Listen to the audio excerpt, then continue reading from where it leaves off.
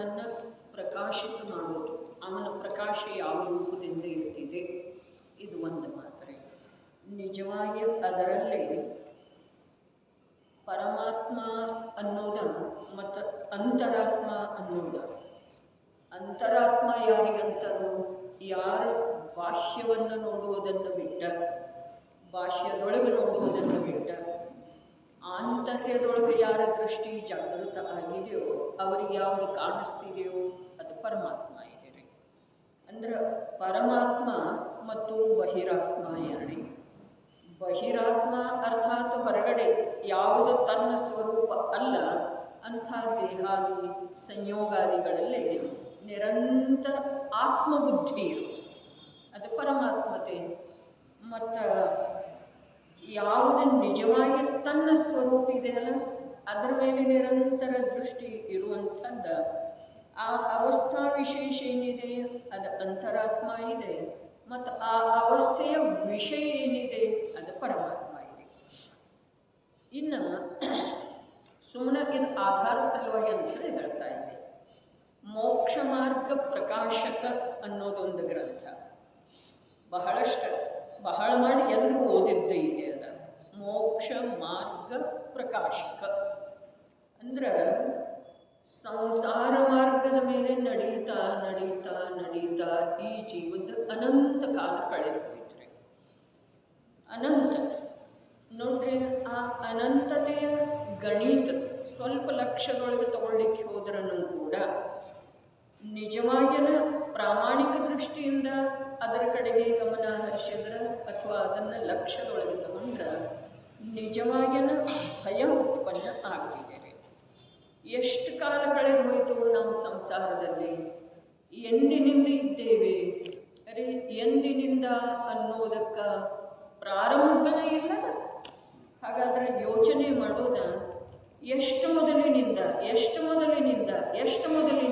ಅರೆ ಇದ್ದೇವೆ ಇದ್ದೇವೆ ಇದ್ದೇವೆ ಇದ್ದೇವೆ ಇದ್ದೇವೆ. ಹಾಗಾದ್ರೆ ಆ ಇರುವಿಕೆಯಲ್ಲಿ ಎಲ್ಲ ಏನು ಮಾಡಿದ್ದಾಯಿತು? ಆ ಇರುವಿಕೆಯಲ್ಲಿ ಎಲ್ಲ ಕೇವಲ ಪರಭಾವ ಪರದ್ರವ್ಯಗಳ ಜೊತೆಗೆ ಬಾಳಿದ್ದಾಯಿತು, ಏಕತ್ವ ಮನ್ನಿಸಿದ್ದಾಯಿತು, ಆ ರೂಪದ ಅನುಭವ ಮಾಡಿದ್ದಾಯಿತು. ಹಾಗಾದರೆ ಈಗ ನನ್ನ ಮಾರ್ಗ ಯಾವುದ? ಈಗಂದ್ರೆ ಈ ಅಷ್ಟಾನ್ನಿಕದೊಳಗ ಅಥವಾ ಅಷ್ಟಮಿ ತಿಥಿ ಎಂದು ಅಲ್ಲ. ಈ ಸಂಜ್ಞಿ ಮನುಷ್ಯ ಪರ್ಯಾಯನ ನಾವು ಪ್ರಾಪ್ತ ಮಾಡ್ಕೊಂಡಿದ್ದೀವಲ್ಲ, ಸಂಜ್ಞಿ ಪಂಚೇಂದ್ರಿಯ ಮತ್ತು ಅದರಲ್ಲೇ ಮನುಷ್ಯ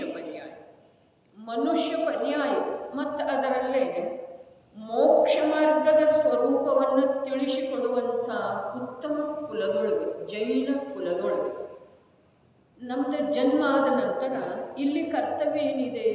ನನಗೆ ಬರೀ ಮೋಕ್ಷ ಮಾರ್ಗದ ಸ್ವರೂಪವನ್ನು ತಿಳ್ಕೊಳ್ಳುತ್ತಿದೆ ಅಂಥೇಳಿ ಪಂಡಿತ್ ಟೋಡರ್ ಮಲ್ಲರ ಮೋಕ್ಷ ಮಾರ್ಗದ ಮೇಲೆ ಪ್ರಕಾಶ ಬೀರಿದರು. ಬೆಳಕು ಯಾವುದರ ಮೇಲೆ ಬೀರಿದರು? ಮೋಕ್ಷ ಮಾರ್ಗದ ಮೇಲೆ ಬರೀ ಬೆಳಕು ಬೀರಿದರು. ಆದರೆ ಆ ಮೋಕ್ಷ ಮಾರ್ಗವನ್ನು ನೋಡುವಂಥವು ನಾನೇ, ಆ ಮೋಕ್ಷ ಮಾರ್ಗವನ್ನು ಆಧರಿಸುವಂಥವು ನಾನೇ, ಆ ಮೋಕ್ಷ ಮಾರ್ಗದ ಮೇಲೆ ನಡೀಬೇಕಾದವು ನಾನೇ. ಜೀವ ಎಲ್ಲಿಯವರೆಗೆ ಜ್ಞಾನಿಗಳ ತೋರಿಸುವಂಥ ಮಾರ್ಗವನ್ನಾಗಲಿ, ಜ್ಞಾನಿಗಳ ತೋರಿಸುವಂಥ ಸ್ವರೂಪವನ್ನಾಗಲಿ, ಜ್ಞಾನಿಗಳ ತೋರಿಸುವಂಥ ಈ ಮಾರ್ಗದ ಮೇಲೆ ಸಾಗಿ ಹೋದಂಥ ಪಂಚಪರಮೇಷ್ಠಿ ಅಥವಾ ಅರ್ಹಂತ ಸಿದ್ಧರ ಸ್ವರೂಪವನ್ನಾಗಲಿ ಎಲ್ಲಿಯವರೆಗೆ ಗಮನವಿಟ್ಟು ಆಸಕ್ತಿಯಿಂದ ಜಿಜ್ಞಾಸೆಯಿಂದ ತಿಳಿದುಕೊಳ್ಳುವುದಿಲ್ಲ, ಅಲ್ಲಿಯವರೆಗೆ ಸ್ವಯಂ ಆ ಜೀವದ ಯಾವುದೇ ರೀತಿಯಿಂದ ಮೋಕ್ಷ ಮಾರ್ಗದ ಕಡೆಗೆ ಗಮನ ಆಗಲಿ, ಮೋಕ್ಷ ಮಾರ್ಗದ ಕುರಿತು ಬಹುಮಾನದ ಭಾವ ಆಗಲಿ, ಮೋಕ್ಷ ಮಾರ್ಗದ ಮೇಲೆ ನಡೆಯುವಂಥ ವಿಚಾರ ಆಗಲಿ, ಮೋಕ್ಷ ಮಾರ್ಗದ ಮೇಲೆ ನಡೆಯುವಂಥ ಪ್ರಯತ್ನ ಆಗಲಿ ಆಗುವುದು ಸಾಧ್ಯ ಇಲ್ಲ. ಮೊದಲ ಜ್ಞಾನದೊಳಗೆ ಅದು ತಿಳಿದು ಬಂತು ಅಂತಂದ್ರೆ, ಜ್ಞಾನದೊಳಗೆ ಅದರ ಕುರಿತು ಬಹುಮಾನದ ಭಾವ ಬಂತು ಅಂತಂದ್ರೆ, ಜೀವ ಪ್ರಯತ್ನಪೂರ್ವಕ ಆ ಮಾರ್ಗವನ್ನು ತನ್ನದಾಗಿಸಿಕೊಳ್ಳುವ ಸಲುವಾಗಿ ಕಾರ್ಯ ಮಾಡಬಹುದಾಗಿದೆ. ಮತ್ತು ಆ ಕಾರ್ಯ ಮಾಡುವುದರೊಳಗೆ ಇಲ್ಲಿ ಈ ಕಾಲದೊಳಗೆ ಜಿನವಾಣಿಯಂಥ ಸಹಾಯಕ ವಸ್ತು ಇನ್ನೊಂದು ಯಾವುದೂ ಇಲ್ಲ, ಯಾವ ಕಾಲದೊಳಗನೂ ಇಲ್ಲರಿ. ಆದರೆ ಈ ಕಾಲದೊಳಗಂಥೇಳಿ ಯಾಕೆ ಹೇಳೋದು ಅಂತಂದ್ರೆ, ಚತುರ್ಥ ಕಾಲದೊಳಗೆ ಮೋಕ್ಷ ಮಾರ್ಗದ ಸಾಧಕರ ಪ್ರತ್ಯಕ್ಷ ಕಂಡು ಬರ್ತಿದ್ರು. ಚತುರ್ಥ ಕಾಲದೊಳಗೆ ಅರ್ಹಂತಾವಸ್ಥೆಯಲ್ಲಿರುವಂಥ ಜೀವರುಗಳ ಯಾವನೋ ಭಾಗ್ಯಶಾಲಿ ಜೀವರುಗಳಿಗೆ ಪ್ರಾಪ್ತ ಆಗ್ತಿದ್ರು, ಲಭಿಸ್ತಿದ್ರು. ಆದರೆ ಈ ಕಾಲದೊಳಗೆ ಆ ದೇವ ಮತ್ತು ಗುರುಗಳಿಂದ ಒಂದಪೇಕ್ಷಾದಿಂದ ವಿರಹ ಆಗಿ ಹೋಗುತ್ತಿದೆ. ಸರ್ವಜ್ಞ ಭಗವಂತರದಂತೂ ವಿರಹನೇ ಇದೆ. ಮತ್ತು ನಮ್ಮ ದುರ್ಭಾಗ್ಯದಿಂದ ಆತ್ಮಸಾಧಕ ಸಾಧು ಜೀವಗಳದ್ದು ಕೂಡ ನಮಗೆ ದರ್ಶನ ಲಾಭ ಅಥವಾ ಸಂಯೋಗ ಸಿಗೋದು ಕಠಿಣ ಇದೆ. ಹೀಗಿರುವ ವೇಳೆದೊಳಗೆ ಒಂದು ಜಿನವಾಣಿನೇ ನಮ್ಮ ಸ್ವರೂಪವನ್ನು, ನಾವು ಸಾಧಿಸಬೇಕಾದಂಥ ಧ್ಯೇಯವನ್ನು, ನಾವು ನಡಿಬೇಕಾದಂಥ ಮಾರ್ಗವನ್ನು ಹೇಳುವುದರಲ್ಲಿ, ಅರ್ಥಾತ್ ನಾನು ತಿಳ್ಕೊಳ್ಬೇಕಾದ್ರೆ ಅದು ಒಂದೇ ನಿಮಿತ್ತ ಇದೆ ರೀ. ಹೀಗಿರುವ ವೇಳೆದೊಳಗೆ ಮೋಕ್ಷ ಮಾರ್ಗ ಪ್ರಕಾಶಕ ಅವರು ಬರೇ ಮೋಕ್ಷದ ಮಾರ್ಗದ ಮೇಲೆ ಪ್ರಕಾಶ ಬೀರಿದೆ. ಪ್ರಕಾಶ ಯಾವಾಗ ಬೀರಿದರು, ಅದನ್ನು ಯಾವ ಭವ್ಯ ಜೀವರುಗಳನ್ನು ನೋಡಿದರು, ಅವರು ಅದರ ಬಹುಮಾನ ಮಾಡಿದರು. ಓಹೋ, ಸಂಸಾರ ಮಾರ್ಗ ಹೀಗಿದೆ. ನಾನು ನಡೆದು ಬರ್ತಾ ಇರುವಂಥ ಮಾರ್ಗದೊಳಗೆ ಬರೇ ದುಃಖ, ಪರಾಧೀನತೆ ಇದೆ. ಹಾಗಾದ್ರೆ ಸ್ವಾಧೀನವಾದಂಥ ಶಾಶ್ವತ ಸುಖವೇ ಸುಖ, ಸುಖವೇ ಸುಖ ತುಂಬಿರುವಂಥದ್ದು ಒಂದು ಮಾರ್ಗ ಕೂಡ ನನಗೆ ಈ ಭವದಲ್ಲಿ ಪ್ರಾಪ್ತ ಮಾಡಿಕೊಳ್ಳಬಹುದಾಗಿದೆ. ಈ ಸಂಜ್ಞೆ ಪಂಚೇಂದ್ರಿಯ ಏನು ಮನುಷ್ಯ ಪರ್ಯಾಯ ನಮಗೆ ತಮಗೆ ಸಿಕ್ಕದ್ದು ಇದೆ, ಈ ಪರ್ಯಾಯದೊಳಗೆ, ಈ ಭವದೊಳಗೆ ನಾನು ಆ ಮಾರ್ಗವನ್ನು ಎಂಥದ್ದ ಕೇವಲ ಸ್ವಾಧೀನ ಸ್ವಾಧೀನ ಸ್ವಾಧೀನ ಶಾಶ್ವತ ಸುಖದ ಮಾರ್ಗವನ್ನು ಕೂಡ ನಾನು ಪ್ರಾಪ್ತ ಮಾಡಿಕೊಳ್ಳಬಹುದಾಗಿದೆ. ಇಷ್ಟು ವಿಚಾರ ಯಾವ ಜೀವದಲ್ಲೇ ಉತ್ಪನ್ನ ಆಗ್ತಿದೆಯೋ ಆ ಜೀವ ಆ ಮಾರ್ಗದ ಪ್ರಾಪ್ತಿಯ ಸಲುವಾಗಿ ಏನು ಬೇಕೋ ಆ ಪ್ರಯತ್ನವನ್ನು ತನ್ನಲ್ಲೇ ತಾನು ಮಾಡ್ತಾನೆ, ಮಾಡಬಹುದಾಗಿದೆ. ಆದರೆ ಸಂಜ್ಞೀತನ ಇದ್ದಾಗ ಮಾತ್ರ ಸಾಧ್ಯ ಇದೆ. ಮೋಕ್ಷ ಮಾರ್ಗಂತೂ ಈ ಲೋಕದೊಳಗೆ 3 ಕಾಲದಲ್ಲೂ ಇದೆ ರೀ. ಆದರೆ ಆ ಮೋಕ್ಷ ಮಾರ್ಗವನ್ನು ತಿಳಿದುಕೊಳ್ಳುವಂಥ ಯೋಗ್ಯತೆ ಈ ಜೀವನಿಗೆ ಕೇವಲ ಸಂಜ್ಞೆ ಪಂಚೇಂದ್ರಿಯ ದಶೆಯಲ್ಲಿ ಇದೆ. ಆ ಸಂಜ್ಞೆ ಪಂಚೇಂದ್ರಿಯ ತಿರಿಯಂಚನೂ ಇರ್ತಿದೆ, ಮನುಷ್ಯನೂ ಇರ್ತಿದೆ, ದೇವ ಮತ್ತು ನಾರಕಿಗಳು ಕೂಡ ಸಂಜ್ಞೆ ಪಂಚೇಂದ್ರಿಯರೇ ಇರ್ತಾರೆ. ಆದರೆ ಈ ಮನುಷ್ಯ ಭವದೊಳಗೆ ಇಂಥ ಒಂದು ಜಿನವಾಣಿ ಸಂಯೋಗದಿಂದ ಆ ಮೋಕ್ಷ ಮಾರ್ಗವನ್ನು ಅಥವಾ ಸ್ವಾಧೀನ ಸುಖದ ಮಾರ್ಗವನ್ನು ತಿಳ್ಕೊಳ್ಳೋದು ಸುಲಭ ಆಗ್ತಿದೆ. ತಿಳ್ಕೊಳ್ಳುವಂಥ ಯೋಗ್ಯತೆ ಮೊದಲು ಪ್ರಾಪ್ತ ಆಗೋದ ಜೀವನ ಸಲುವಾಗಿ ಮಹಾ ದುರ್ಲಭ ಇದೆ. ತಿಳ್ಕೊಳ್ಳುವಂಥ ಯೋಗ್ಯತೆ ಅರ್ಥಾತ್ ಸಂಜ್ಞೆ ಪಂಚೇಂದ್ರಿಯತನ. ಅದರ ಬಗ್ಗೆ ಅನೇಕ ಬಾರಿ ಹೇಳಿದ್ದಿದೆ, ಮತ್ತೊಂದು ಬಾರಿ ಸ್ಮರಣೆ ಮಾಡಿಕೊಂಡ್ರೆ ಏನು ತಪ್ಪಿಲ್ಲ. ನಿಗೋಧದಲ್ಲಿ ಕಳೆದು ಹೋಗಿರುವಂಥ ಕಾಲ ಅನಂತರೇ ಅನಂತ. ಅರೆ ಒಂದು ಸಲ ಜಿಜ್ಞಾಸೆಪೂರ್ವಕ ಭಾವಯೋಗದಿಂದ ಕೇಳಿದ್ದೆ, ಆದರೆ ನಮ್ಮ ಆ ಕೇಳುವಿಕೆ ಸಾರ್ಥಕ ಆಗಬಹುದಾಗಿದೆ. ಸಾರ್ಥಕ ಆಗೋದಂತಂದ್ರೆ ಏನ? ಸಾರ್ಥಕ ಆಗೋದು ಅರ್ಥಾತ್ ಪುನಃ ಆ ಮಾರ್ಗದ ಕಡೆಗೆ ಹೋಗೋದ ನಿಂತು ಬಿಡುತ್ತಾರೆ, ಮುಗಿದು ಹೋಗೋದು, ಆ ಮಾರ್ಗನ ಮುಗಿದು ಹೋಗೋದು. ನಿಗೋಧದಲ್ಲಿ ನಾವು ತಾವು ಕಳೆದಿರುವಂಥ ಕಾಲ ಎಷ್ಟ? ಅನಂತ. ಅಲ್ಲಿಂದ 6 ಪುರಾಣಿ ತಾವೆಲ್ಲರೂ ಓದಿದ್ದೀರ. 6 ಪುರಾಣಿಯಲ್ಲಿ ಏನು ಹೇಳ್ತಾರೆ? ನಿಗೋಧದೊಳಗೆ ಅನಂತ ಕಾಲ ಕಳೆದು ಹೋಗಿದೆ, ಚಿಂತಾಮಣಿ ರತ್ನ ಪ್ರಾಪ್ತ ಆಗುವ ಹಾಗೆ ಈ ಜೀವಕ್ಕ ತ್ರಸ ಪರ್ಯಾಯ ಪ್ರಾಪ್ತ ಆಗ್ತಿದೆ. ತ್ರಸ ಅರ್ಥಾತ್ 2 ಇಂದ್ರಿಯದ ಜೀವನಿಗೆ 2 ಇಂದ್ರಿಯ ಯೋಗ್ಯ ಜ್ಞಾನದ ವಿಕಾಸ ಆಗೋದ್ರೆ, ಶರೀರದ ಮಾತಲ್ಲ, ಜ್ಞಾನದ ವಿಕಾಸ 2 ಇಂದ್ರಿಯಗಳ ಮೂಲಕ ಪದಾರ್ಥವನ್ನು ತಿಳಿಯುವಂಥದ್ದ ಒಂದು ಯೋಗ್ಯತೆ ಪ್ರಕಟ ಆಗೋದಕ್ಕೆ ಏನಂತಾರೋ ತ್ರಸ ಅವಸ್ಥೆ ಪ್ರಾಪ್ತ ಆಗೋದು. ಅದು ಎಷ್ಟು ಕಠಿಣ ಇದೆ ಅಂತಂದ್ರೆ 4 ದಾರಿಗಳು ಸೇರುವಂಥ ಸ್ಥಾನದೊಳಗೆ ಚಿಂತಾಮಣಿ ರತ್ನ ಸಿಗುವಷ್ಟು ದುರ್ಲಭ ಇದೆ ರೀ. ಆದ್ರೆ ಅಲ್ಲೇನು ಆಗೋದಿಲ್ಲ ಕಾರ್ಯ. 2 ಇಂದ್ರಿಯ ಆಯಿತು, 3 ಇಂದ್ರಿಯ ಆಯಿತು. ಅರೆ ನೋಡ್ರಿ, ಮಾತು ಹೀಗಿದೆ, ಎರಡಿಂದ್ರಿಯದ ಜೀವ ಅಥವಾ ಎರಡಿಂದ್ರಿಯ ಪ್ರಾಪ್ತ ಆಗಿರುವಷ್ಟು ಜ್ಞಾನದ ವಿಕಾಸ ಆಗಿರುವಂಥ ಜೀವ ಇಂತಿಷ್ಟು ಕಾಲ ಕಳೆದ ನಂತರ ಮೂರಿಂದ್ರಿಯಕ್ಕೆ ಪ್ರಾಪ್ತ ಆಗ್ತಾನೆ, ಹೀಗೆ ನಿಯಮ ಇಲ್ಲ. ಎರಡಿಂದ್ರಿಯ ಪ್ರಾಪ್ತ ಆದ ನಂತರ ಕೂಡ ಜೀವ ಒಂದೇ ಒಂದು ಅಂತರ್ಮುಹೂರ್ತ ಕಾಲದೊಳಗ ಪುನಃ ಭಾವದ ಮಲಿನತೆ ಮಾಡಿ ಏಕೇಂದ್ರಿಯಕ್ಕೆ ಹೊರಟು, ಏಕೇಂದ್ರಿಯಕ್ಕೆ ಹೊರಟೋದ ನಂತರ ಮತ್ತೆ ಪುನಃ ಅನಂತ ಕಾಲ ಅಲ್ಲಿ ಉಳಿಯುವುದರೊಳಗ ಯಾವ ಆಶ್ಚರ್ಯನೂ ಇಲ್ಲ. ಹಾಗಾದರೆ ಹೀಗೆ ಏಕೇಂದ್ರಿಯದಿಂದ ದ್ವೀಂದ್ರಿಯ ಆಗುವುದು, ಉತ್ತರೋತ್ತರ ತ್ರೀಂದ್ರಿಯ, ಚತುರೇಂದ್ರಿಯ, ಪಂಚೇಂದ್ರಿಯ ಮತ್ತು ಕೊನೆಗೆ ಸಂಜ್ಞಿ ಅರ್ಥಾತ್ ಮನಸ್ಸಹಿತ ಪಂಚೇಂದ್ರಿಯ ಆಗುವುದ ನಿಜವಾಗಿ ನಮ್ಮ ಲಕ್ಷ್ಯಕ್ಕೆ ಬರುವುದಿಲ್ಲ ನಮಗೇನು ಪ್ರಾಪ್ತ ಆಗಿದೆ ಅಂತ. ಆ ಸಂಜ್ಞಿ ಪಂಚೇಂದ್ರಿಯ ಅವಸ್ಥೆಗೆ ಬಂದ ನಂತರ ಕೂಡ ಪರ್ಯಾಪ್ತ ಆಗೋದು ಕಠಿಣ ಇದೆ. ಅಪರ್ಯಾಪ್ತ ಅರ್ಥಾತ್ ಜೀವ ನೋಡ್ರಿ ಭಯ ಉತ್ಪನ್ನ ಆಗುವಂಥದ್ದು ಇದೆ. ಆದರೆ ಭಯ ಯಾವುದರ ಸಲುವಾಗಿ? ಇನ್ನು ಈ ಭವ ಪರಂಪರೆಯೊಳಗ ಪರಾಧೀನಾಗಿ ಉಳಿಯೋದನೇ ಇಲ್ಲ. ಈ ಪ್ರಕಾರ ನಮ್ಮಲ್ಲೇ ಪುರುಷಾರ್ಥ ಜಾಗೃತ ಮಾಡುವಂಥದ್ದು ಭಯ ಇತ್ತು ಅಂತಂದ್ರೆ ಅದು ಯೋಗ್ಯ ಇದೆ. ಪರ್ಯಾಪ್ತ ಅಂತಂದ್ರೆ ಏನ? ಜೀವ ಸಂಜ್ಞಿ ಪಂಚೇಂದ್ರಿಯ ಯೋಗ್ಯ ಮನುಷ್ಯ ಆಯುವನ್ನು ತಗೊಂಡು ಮಾತೆಯ ಗರ್ಭದೊಳಗೆ ಬರ್ತಾನೆ. ಅಂತರ ಮುಹೂರ್ತ ಕಾಲ ಪೂರ್ಣ ಆಗೋಕ್ಕಿಂತ ಮುಂಚೆ ಮರಣ ಆಗಿರುತ್ತಿದೆ. ದೇಹ ರಚನೆ ಆಗಿರುವುದಿಲ್ಲ,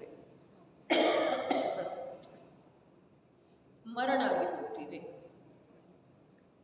ಹಾಗೆ ಆಯಿತು ಅಂತಂದ್ರೆ ಉಪಯೋಗ ಏನಿದೆ? ಏನೂ ಇಲ್ಲ. ಮನುಷ್ಯ ಭವವಂತೆ ಹೋಯಿತು. ಇನ್ನು ಒಂದು ವೇಳೆ ಪರ್ಯಾಪ್ತ ಆದ ಅಂತಂದ್ರೂ ಕೂಡ ಅವ ಮಾತೆಯ ಉದರದಿಂದ ಜನ್ಮ ಪಡೀತಾನೆ, ಹೀಗೆ ನಿಯಮ ಇಲ್ಲ. ಅಂತರ್ಮುಹೂರ್ತ ಕಳೀತು ಅಂತಂದ್ರೆ ಅದಕ್ಕೆ ಪರ್ಯಾಪ್ತ ಅಂತಾರೆ. ದೇಹ ಪರ್ಯಾಪ್ತಿ ಪ್ರಾಪ್ತ ಆಗ್ತಿದೆ. ಅದಕ್ಕೆ ಅಂತರ್ಮುಹೂರ್ತ ಮಾತೆಯ ಗರ್ಭದೊಳಗೆ ಜೀವ ಏಕಾಕಿಯಾಗಿ ಬರ್ತಾನ್ರಿ. ಅಲ್ಲಿ ಅಂತರ್ಮುಹೂರ್ತ ಕಾಲ ಕಳೀತು ಅಂತಂದ್ರೆ ಅವನನ್ನು ಪರ್ಯಾಪ್ತ ಅಂತಾರೆ. ಆ ಪರ್ಯಾಪ್ತ ಆದ ನಂತರ ಕೂಡ 2 ಗಂಟೆ ಆದ ನಂತರ 4 ಗಂಟೆ ಆದ ನಂತರ ಮನುಷ್ಯ ಆಯು ಪೂರ್ಣ ಆಗಿರಬಹುದು. ಹಾಗೆ ತಮ್ಮದು ಅನಂತ ಬಾರಿ ಆಗಿದೆ. ಅನಂತ ಬಾರಿ, 1-2 ಬಾರಿ ಅಲ್ಲ, ಅನಂತ ಬಾರಿ. ಇನ್ನು ಒಂದು ವೇಳೆ ಮಾತೆಯ ಗರ್ಭದೊಳಗೆ ಗರ್ಭಾವಾಸದ್ದು 9 ತಿಂಗಳು ಪೂರ್ಣ ಆದ ನಂತರ ಕೂಡ ಜನ್ಮಕ್ಕೆ ಬರುವ ವೇಳೆದೊಳಗೆ ಮರಣಕ್ಕೆ ಪ್ರಾಪ್ತ ಆಗ್ತಿದೆ ಜೀವ. ಅದಕ್ಕೆ ಅನಿತ್ಯ ಅನುಪ್ರೇಕ್ಷೆಯಲ್ಲಿ ಹೇಳ್ತಾರೆ, ಜೀವ ಮಾತೆಯ ಮಡಿಲಲ್ಲಿ ಬರುವುದಕ್ಕಿಂತ ಮುಂಚೆ ಅಶರಣತೆಯ ಮಡಿಲಲ್ಲಿ ಹೊರಟು ಹೋಗ್ತಿದೆ ಅಂಥೇಳಿ. ಇದನ್ನೆಲ್ಲ ಕೇಳಿದ ನಂತರ ನಾವು ಯಾವ ರೀತಿ ನಮ್ಮ ಮಾರ್ಗವನ್ನು ಬದಲಾಯಿಸಿಕೊಳ್ಳಬೇಕು ಅನ್ನೋದರದೇನು ವಿಶೇಷ ಸ್ಪಷ್ಟೀಕರಣ ಬೇಕಾಗಿಲ್ಲ. ಇಷ್ಟೆಲ್ಲ ಆದ ನಂತರ ಅಲ್ಲಿ ಯಾರೂ ಇರಲಿಲ್ಲರಿ ಸಹಾಯಕರಲ್ಲಿ. ಆಯು ಪೂರ್ಣ ಆಯ್ತಾ, ಮರಣಕ್ಕೆ ಪ್ರಾಪ್ತ. ಈಗ ಇಲ್ಲಿ ಯಾರು ಸಹಾಯಕರದಾರ? ಏಕಾಕಿಯಾಗಿ ಜೀವ ಸರಿಯಾಗಿ ಇರ್ತಾನೆ ರೋಗಗ್ರಸ್ತ ಆಗ್ತಿದ್ದೀರಿ ಶರೀರ. ಹೌದು, ಇದ್ದಕ್ಕಿದ್ದ ಹಾಗೇನ ಗೊತ್ತೇ ಆಗೋದಿಲ್ರಿ. ಗೊತ್ತಾದ್ರೆ ಏನು ಮಾಡೋದಿದೆ? ಗೊತ್ತಾದ್ರೆ ಏನು ಸಾವಧಾನತೆ ವಹಿಸೋದಿದೆ ಹೇಳ್ರಿ? ಏನೂ ಇಲ್ಲ, ಏನೂ ಬರುವುದಿಲ್ಲ. ಹಾಗಾದ್ರೆ ರೋಗಕ್ಕೆ ಗುರಿಯಾದ ನಂತರ ಆ ರೋಗದ ವೇದನೆಯನ್ನು ಜೀವ ಏಕಾಕಿಯಾಗಿ ಭೋಗಿಸ್ತಿದ್ದೀರಿ. ಏಕಾಕಿಯಾಗಿ ಆ ರೋಗದ ತೀವ್ರತೆಯ ನಿಮಿತ್ತ ಪಡೆದು ಆಯು ಪೂರ್ಣ ಆಗಿ ಹೋಯಿತು ಅಂತಂದ್ರೆ ಮರಣದ ಮುಖದೊಳಗೆ ಏಕಾಕಿಯಾಗಿ ಹೋಗ್ತಿದ್ದೀರಿ. ಹಾಗಾದ್ರೆ ಆ ಅವಸ್ಥೆಯೊಳಗ, ರೋಗಗ್ರಸ್ತ ಅವಸ್ಥೆಯೊಳಗ ಯಾವ ಮಲಿನ ಮಲಿನ ಮಲಿನ ಆರ್ತರೌದ್ರ ಧ್ಯಾನ ರೂಪದ ಪರಿಣಾಮ ಮಾಡ್ತಿದೆಯೋ ಜೀವ, ಅದರ ಫಲವನ್ನು ಇಲ್ಲಿ ಮರಣಕ್ಕೆ ಪ್ರಾಪ್ತ ಆಗ್ತಾ ಇದ್ದ ಹಾಗೆ ಇನ್ನೊಂದು ಗತಿಗೆ ಹೋಗಿ ಅದರ ಫಲವನ್ನು ಭೋಗಿಸ್ತಿದೆ. ಅಲ್ಲಿ ಯಾವ ತಾಯಿ ತಂದೆ ಇಲ್ಲ, ಪತ್ನಿ ಪುತ್ರರಿಲ್ಲ, ಮಿತ್ರ ಬಂಧು ವರ್ಗ ಇಲ್ಲ. ಇಲ್ಲರಿ ಯಾರದಾರ್ರಿ? ಬರೀ ಹೇಳ್ಕೊಳ್ಳಿಕ್ಕೆ ಅದಾರ್ರಿ. ಹೌದೇನಿಲ್ರಿ? ಹೇಳ್ಬೋದು. ಹೇಳುವುದರಿಂದ ಅಷ್ಟೇ ಸಮಾಧಾನ ಆಗ್ತಿದ್ದೀರಿ. ಇಲ್ಲಿ ನೋಯ್ತಾ ಇದೆ, ಇಷ್ಟು ನೋಯ್ತಾ ಇದೆ, ಬಹಳ ನೋಯ್ತಾ ಇದೆ. ಬಹಳ ಅಂದರೆ ಎಷ್ಟ? 1 kg ಏನು 2 kg? ಬಹಳ ಅಂದರೆ ಎಷ್ಟ? ಅರೆ ಬಹಳ ಅಂಥೇಳಿ ಶಬ್ದದಿಂದ ಹೇಳಲಿಕ್ಕೆ ಬರುವುದಿಲ್ಲ. ಅದರ ಅನುಭವವನ್ನು ಅನಿವಾರ್ಯವಾಗಿ ಮಾಡಬೇಕ್ರಿ.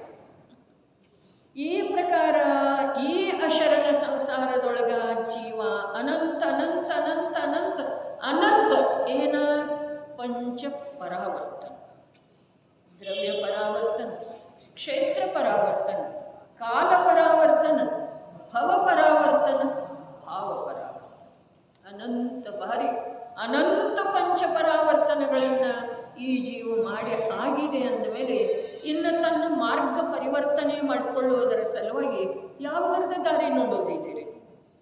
ಭಾವ ಪರಿವರ್ತನೆ ಮಾಡಿಕೊಳ್ಳುವ ಸಲುವಾಗಿ ಯಾವುದರದ ದಾರಿ ನೋಡೋದಿದೆ? ವೃದ್ಧಾಪ್ಯ ಬರಲಿ ಅನ್ನೋದು, ಮಕ್ಕಳದ್ದು ಮದುವೆಯಾದ ಆಗಲಿ ಅನ್ನೋದು, ಒಂದಿಷ್ಟು ದುಡ್ಡು ಸಂಪಾದನೆ ಮಾಡಿ ಆಮೇಲೆ ಇಲ್ಲಿ ಈ ಕೆಲಸ ಮಾಡ್ತೇನೆ ಅನ್ನೋದು ಏನಿದೆ ರೀ? ಯಾವುದರ ಸಲುವಾಗಿ ವಿಳಂಬ ಮಾಡೋದು ಹೇಳಿ? ಯಾವುದರ ಸಲುವಾಗಿ? ಒಂದು ಸಲ ತನ್ನಲ್ಲೇ ತಾನು ಪ್ರಶ್ನೆ ಮಾಡಿಕೊಳ್ಳೋದು. ನಮ್ದು ಸಂಸಾರದ ಮಾರ್ಗ ಬಿಟ್ಟು ಹೋಗಿ ಮೋಕ್ಷವನ್ನು ತಲುಪಿಸುವಂಥ ಮಾರ್ಗ ನಮಗೆ ಸಿಗಬೇಕಾಯಿತು ಅಂತಂದ್ರೆ ಅದಕ್ಕೆ ಕಾರಣ ಒಂದೇ ಇದೆ, ನಮ್ಮ ಭಾವದೊಳಗೆ ಪರಿವರ್ತನೆ ಆಗಬೇಕು. ಭಾವದೊಳಗೆ ಪರಿವರ್ತನೆ ಆಗಬೇಕಾಯಿತು ಅಂತಂದ್ರೆ ಈ ಮಲಿನ ಭಾವಕ್ಕೆ ಕಾರಣೀಭೂತವಾದಂಥ ಅನಾದಿ ಅಜ್ಞಾನ ಬಿಟ್ಟು ಹೋಗಬೇಕು. ಈ ಅನಾದಿ ಅಜ್ಞಾನ ಛೇದ ಆಗಬೇಕಾಯಿತು ಅಂತಂದ್ರೆ ವಾಸ್ತವಿಕ ತತ್ವಗಳ ಸ್ವರೂಪದ ಜ್ಞಾನ ಮಾಡಿಕೊಳ್ಳೋದ ಅವಶ್ಯಕ ಇದೆ ರೀ. ಇಲ್ಲಿ ಆಗೋ ಮಾತಿಲ್ಲ. ತಿಳಿತೇನಿಲ್ರಿ? ಮಾರ್ಗ ಬದಲಿ ಆಗಬೇಕಾಯಿತು, ಭಾವ ಬದಲಿ ಆಗಬೇಕು.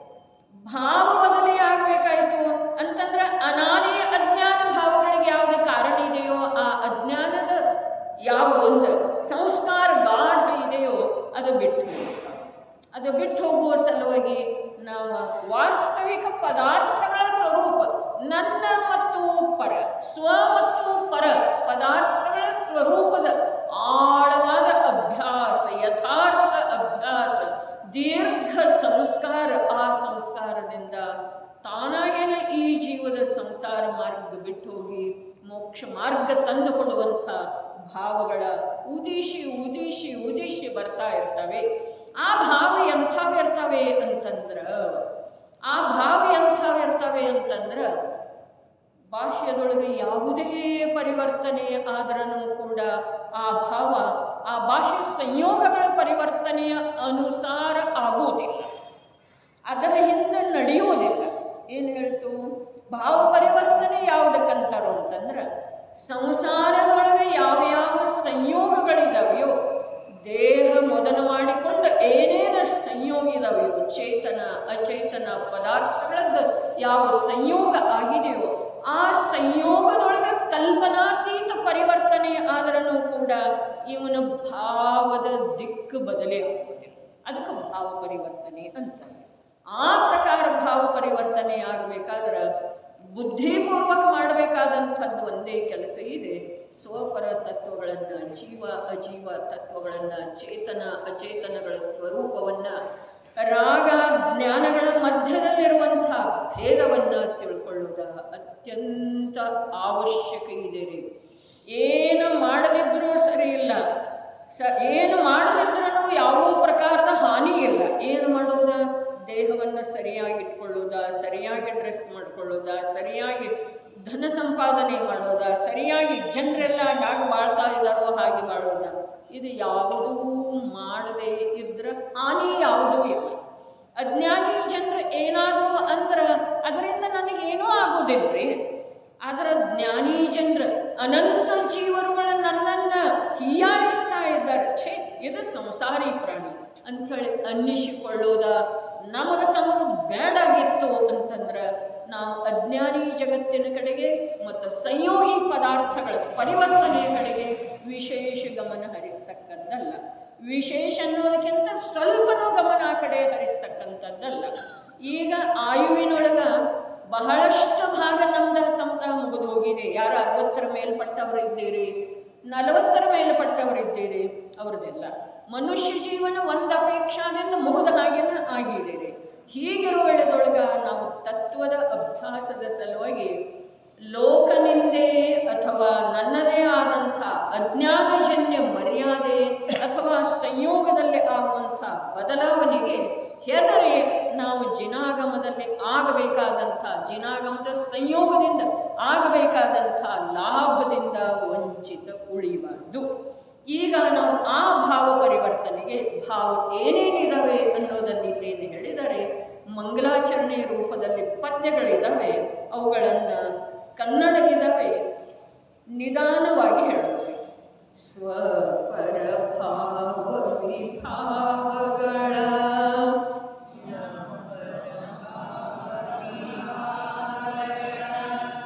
ಜ್ಞಾತ ಸಮ್ಯಕ್ ಜ್ಞಾನವದು.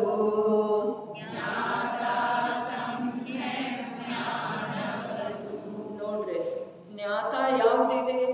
ನಮ್ಮಲ್ಲೇ ಹುಟ್ಟುವಂಥ ಸಮ್ಯಕ್ ಜ್ಞಾನವೇ ಜ್ಞಾತ ಇದೆ. ಯಾವುದರಿಂದ? ಸ್ವಭಾವ ಮತ್ತು ಪರಭಾವಗಳಿಂದ. ಅರೆ, ನನ್ನಲ್ಲೇ ಪ್ರತಿ ಸಮಯಕ್ಕೆ ಸ್ವಭಾವ ಮತ್ತು ಪರಭಾವ ರೂಪದ ಪರಿಣಾಮನ ಇದೆ. ನಾನು ಸ್ವಭಾವ ರೂಪದಿಂದ ಪರಿಣಮಿಸ್ತಾ ಇರುವೆಳೆದೊಳಗೂ ಕೂಡ ಪರಭಾವದ ಜೊತೆಗೆ ಏಕರೂಪ ಆಗಿ ವಿಭಾವ ರೂಪ ಆಗ್ತಾ ಇದ್ದೇನೆ.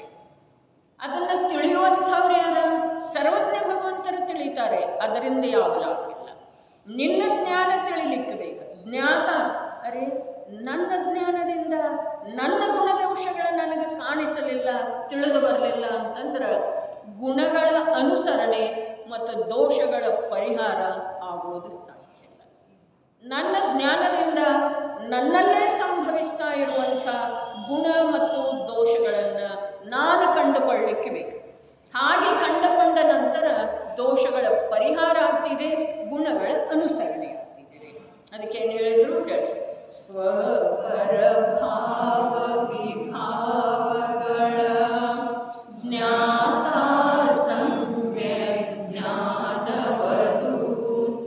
ಇಂಥ ಸಮ್ಯಕ್ ಜ್ಞಾನಕ್ಕೆ ನಮಿಪೆನು ಧರಿಸಿ ಚಿತ್ತದಿ ಧ್ಯಾನವನು. ನಮಸ್ಕಾರ ಯಾರಿಗೆ ಮಾಡೋದ? ಸಮ್ಯಕ್ ಜ್ಞಾನಕರೇ. ಸಮ್ಯಕ್ ಜ್ಞಾನಕ್ಕೆ ನಮಸ್ಕಾರ ಮಾಡೋದಂತಂದ್ರೆ ಆಗ ಕೈ ಜೋಡಿಸಿ ನಮಸ್ತಕ ಮಣಿಷಿ. ನಮಸ್ಕಾರ ಮಾಡೋದಂತಂದ್ರೆ ಏನ? ನಮಸ್ಕಾರ ಮಾಡೋದು ಹೇಳ್ತಾ ಇದ್ದಾರೆ, ಸಮ್ಯಕ್ ಜ್ಞಾನಕ್ಕೆ ನಮಸ್ಕಾರ ಮಾಡೋದು ಮಾತು ಹೇಳ್ತಾ ಇದ್ದಾರೆ. ನಾವು ನಮಸ್ಕಾರ ಯಾವುದಕ್ಕಂತೇವೆ? ಕೈ ಜೋಡಿಸೋದಕ್ಕೆ, ಮಸ್ತಕ ಮನಿಸೋದಕ್ಕೆ ನಾವು ನಮಸ್ಕಾರ ಅಂತೀವ್ರಿ. ಇಲ್ಲಿ ಸಮ್ಯಕ್ ಜ್ಞಾನಕ್ಕೆ ನಮಸ್ಕಾರ ಮಾಡೋದಂತಂದ್ರೆ ಅದು ಎಲ್ಲಿದೆ? ಯಾರು ಸಮ್ಯಕ್ ಜ್ಞಾನಕ್ಕೆ ಮಾಡೋದ? ನನ್ನ ಸಮ್ಯಕ್ ಜ್ಞಾನಕ್ಕೆ ನಾನು ಮಾಡೋದಿದೆ. ಹಾಗಾದರೆ ನನ್ನಲ್ಲೇ ಈಗ ಸಮ್ಯಕ್ ಜ್ಞಾನ ಇದೆಯೇನ? ಎಷ್ಟು ಪ್ರಶ್ನೆಗಳು ಉತ್ಪನ್ನ ಆಗ್ತವ್ರಿ. ನನ್ನಲ್ಲೇ ಈಗ ಸಮ್ಯಕ್ ಜ್ಞಾನ ಇದೆಯೇನ? ಇನ್ನೊಬ್ಬರು ಸಮ್ಯಕ್ ಜ್ಞಾನಕ್ಕೆ ನಮಸ್ಕಾರ ಮಾಡಿ ಏನು ಉಪಯೋಗ ಇಲ್ಲ. ಬರೇ ಸಮ್ಯಕ್ ಜ್ಞಾನ ಅಲ್ಲ, ಕೇವಲ ಜ್ಞಾನಕ್ಕೆ ನಮಸ್ಕಾರ ಮಾಡಿ ಕೂಡ ನನಗೆ ಅದರಿಂದ ಯಾವ ಲಾಭ ಆಗುವುದಿಲ್ಲ. ಆಗ್ತಿದೆ ಅಂದರೆ ಬೆಳಗ್ಗೆ ಹೇಳಿದ ಪ್ರಕಾರ ಕೇವಲೇ ಪ್ರಭುಗಳಿಗೆ, ಅರ್ಹಂತ ಭಗವಂತರಿಗೆ ನಮಸ್ಕಾರ ಮಾಡುವುದರಿಂದ ನಮಗೆ ಮೋಕ್ಷ ಮಾರ್ಗ ಸಿಗ್ತಿದೆಯೋ ಅಥವಾ ಬಂಧ ಮಾರ್ಗ ಉಳಿತಿದೆ? ಬಂಧ ಮಾರ್ಗನ ಉಳಿತಿದೆ ಅಂದ್ರೆ ಮಾಡಬಾರ್ದು ಅವರಿಗೆ ನಮಸ್ಕಾರ, ಹೀಗೆ ಅರ್ಥ ಅಲ್ಲ. ಆದ್ರೆ ಅವರಿಗೆ ನಮಸ್ಕಾರ ಮಾಡೋದ ನನ್ನಲ್ಲೇ ಸಮ್ಯಕ್ ಜ್ಞಾನದ ಪ್ರಾಪ್ತಿ ಆಗುವ ಸಲುವಾಗಿ. ಹಾಗಾದರೆ ನನ್ನಲ್ಲೇ ಸಮ್ಯಕ್ ಜ್ಞಾನ ಈಗ ಇದೆಯೇನ? ಸಮ್ಯಕ್ ಜ್ಞಾನ ಈಗ ಇಲ್ಲದೆ ಹೋದರೆ ಎಲ್ಲಿಯವರೆಗೆ ಇಲ್ಲ ಅಲ್ಲಿಯವರೆಗೆ ಅವರಿಗೆ ನಮಸ್ಕಾರ ಮಾಡೋದೇನ? ಏನಿದೆ ಇಲ್ಲಿ? ಒಂದು ಲೈನ್ ಒಳಗ, ಒಂದು ಶಬ್ದದೊಳಗ ಎಷ್ಟು ಪ್ರಶ್ನೆಗಳು ಉದ್ಭವ ಆಗ್ತವೆ. ಆ ಪ್ರಶ್ನೆಗಳಿಗೆಲ್ಲ ಉತ್ತರ ಹುಡುಕದೆ ನಾವು ಹಾಗೆ ಮುಂದೆ ಹೋದೆವು ಅಂತಂದ್ರೆ ಏನಾಗೋದಿದೆ? ನಮ್ದು ವಾಚನ ಸ್ವಾಧ್ಯಾಯ ಅದರಿಂದ ಏನು ಲಾಭ ಆಗಬಹುದಾಗಿದೆ? ಇಂದಿನವರೆಗೆ ಏನಾಗಿದೆ? ಶಬ್ದಕ್ಕೊಂದು ಶಬ್ದಾರ್ಥನೇ ಬೇಕಲ್ಲ, ಶಬ್ದಕ್ಕೆ ನಿಜವಾಗಿ ಭಾವಾರ್ಥ ಬೇಕು, ಆದರೆ ಶಬ್ದಕ್ಕೊಂದು ಶಬ್ದಾರ್ಥನೇ ಬೇಕಲ್ಲ. ಹಾಗಾದ್ರೆ ನನ್ನಲ್ಲೇ ಈಗ ಸಮ್ಯಕ್ ಜ್ಞಾನ ಇದೇನ? ನಮಸ್ಕಾರ ಮಾಡೋದಂದ್ರೆ ಏನು ಮಾಡೋದ? ಯಾವ ಮಸ್ತಕವನ್ನು ಮನಿಸೋದ? ಯಾವ ಕೈಗಳನ್ನು ಜೋಡಿಸೋದ? ನೋಡ್ರಿ, ಬಹಳ ಅದ್ಭುತವಾದಂಥ ಸಿದ್ಧಾಂತ ಇದೆ ರೀ, ರಹಸ್ಯ ಇದೆ. ನಮಸ್ಕಾರ ಮಾಡುವುದರದ ಎರಡು ಪ್ರಕಾರ. ಒಂದು ಮಸ್ತಕ ಮನಿಸೋದ, ಒಂದು ಕೈಗಳನ್ನು ಜೋಡಿಸೋದ. ಮಸ್ತಕ ಮನಿಸೋದ ಅರ್ಥಾತ್ ಜ್ಞಾನದ ರುಚಿ ಅಲ್ಲೇ ನಡೆಯುವುದು, ಜ್ಞಾನ ಅಲ್ಲೇ ಸಮರ್ಪಿತ ಇರುವುದು. ಅದಕ್ಕೆ ಮಸ್ತಕ ಮಣಿಸೋದಂತ. ನೋಡ್ರಿ, ಎಲ್ಲಿ ಮಾನ ಕಷಾಯ ಇದೆಯೋ ಅಲ್ಲಿ ಉದ್ಧಟತನ ಇದೆ, ಅಲ್ಲಿ ವಿನಯ ಇಲ್ಲ. ಹೌದೇನಿಲ್ರಿ? ಹಾಗಾದರೆ ಇಲ್ಲಿ ಮಸ್ತಕವನ್ನು ಮನಿಸೋದ ಅರ್ಥಾತ್ ವಿನಯ ಇದೆ, ವಿನಯ ಅರ್ಥಾತ್ ಉದ್ಧಟತನ ಇಲ್ಲ, ಉದ್ಧಟತನ ಇಲ್ಲ ಅರ್ಥಾತ್ ನಾಲ್ಕು ಪ್ರಕಾರದ ಕಷಾಯಗಳ ಇಲ್ಲ. ನಿಷ್ಕಷಾಯ ಭಾವದಿಂದ ತ್ರಿಕಾಲೇ ಜ್ಞಾನ ಸ್ವಭಾವಕ್ಕ, ನಿಜ ಜ್ಞಾನ ಸ್ವಭಾವಕ್ಕ ಪ್ರಕಟ ಜ್ಞಾನವೇ ವಂದಿಸುವುದಿದೆ. ವಂದಿಸುವುದು ಅರ್ಥಾತ್ ಇದು ನಾನು, ಇದು ನಾನು, ಇದು ನಾನು ಅಂಥೇಳಿ ಅದನ್ನು ನಂಬಿ ನಡೆಯುತ್ತಿದ್ದೀರಿ. ಅದರ ಜೊತೆಗೆ ಇಲ್ಲಿಯವರೆಗೆ ನಾವೇನು ಮಾಡಿದೆವು? ಕ್ರೋಧ ರೂಪದಿಂದ ವರ್ತಿಸಿದ್ದೀವಿ, ಅದರ ಕಡೆ ನೋಡಲೇ ಇಲ್ಲ. ಜ್ಞಾನ ಸ್ವಭಾವದ ಕಡೆಗೆ ನೋಡಲೇ ಇಲ್ಲ. ಅಂದರೆ ಕ್ರೋಧ ರೂಪದಿಂದ, ಕಷಾಯ ರೂಪದಿಂದ, ಮಾನ ರೂಪದಿಂದ ವರ್ತಿಸಿದ್ದೀವಿ. ಅಭಿಮಾನ ಯಾವುದರ ಕುರಿತು? ಯಾವುದು ತನ್ನದಲ್ಲವೋ ಅದರ ಕುರಿತು. ಜ್ಞಾನವನ್ನು ನಾನು ಅನ್ನದೇ ಇರೋದ ಕಷಾಯ ಭಾವ ಇದೆ. ಜ್ಞಾನ ಕೇವಲ ಏಕಾಕಿ, ಶಾಸ್ತ್ರಜ್ಞಾನ, ಪುಸ್ತಕೀಯ ಜ್ಞಾನದ ಮಾತಿಲ್ಲಿ, ಬರೇ ಜ್ಞಾನ. ಜ್ಞಾನದೊಳಗೆ ತನ್ನತನದ ಭಾವ, ನಾನೆಂಬ ಅರಿವು ಎಲ್ಲಿಯವರೆಗೆ ಇಲ್ಲವೋ ಅಲ್ಲಿಯವರೆಗೆ ಇವನಲ್ಲಿ ಕಷಾಯ ವೃತ್ತಿ, ಅಭಿಮಾನ ವೃತ್ತಿ, ಮಾನ ಕಷಾಯ, ಸ್ವಭಾವದ ಕುರಿತು ಕ್ರೋಧ. ಅರೆ, ಅನಂತಾನುಬಂಧಿ ಕಷಾಯ ಯಾವುದಕ್ಕಂತಾಡ್ರಿ? ಕಷಾಯದಲ್ಲಿ 4 ಭೇದ ಅದಲ್ಲ. ಅನಂತಾನುಬಂಧಿ, ಅಪ್ರತ್ಯಾಖ್ಯಾನಾವರಣ, ಪ್ರತ್ಯಾಖ್ಯಾನಾವರಣ ಮತ್ತು ಸಂಜ್ವರಣ. ಈ ಪ್ರಕಾರ ಕ್ರೋಧ, ಮಾನ, ಮಾಯಾ, ಲೋಭ ಇವು 4 ಚೌಕಡಿ ಅದಾವೆ, 4 ಭೇದಗಳು. ಅದರಲ್ಲಿ ಮೊದಲನೇದು ಇದೆಯಲ್ಲ ಅನಂತಾನುಬಂಧಿ ಕಷಾಯ. ಅನಂತಾನುಬಂಧಿ ಕಷಾಯದ ಪರಿಭಾಷೆ ಏನಿದೆ? ಅನಂತ ಸುಖ ಸ್ವಭಾವಿಯಾದಂಥ, ಅನಂತ ಜ್ಞಾನ ಸ್ವಭಾವಿಯಾದಂಥ, ಅನಂತ ದರ್ಶನ ಸ್ವಭಾವಿಯಾದಂಥ, ಅನಂತ ವೀರ್ಯ ಸ್ವಭಾವಿಯಾದಂಥ. ಅನಂತ ದರ್ಶನ, ಅನಂತ ಜ್ಞಾನ, ಅನಂತ ಸುಖ, ಅನಂತ ವೀರ್ಯ, ಇದು ಜೀವನ ಸ್ವಭಾವ ಇದೆ.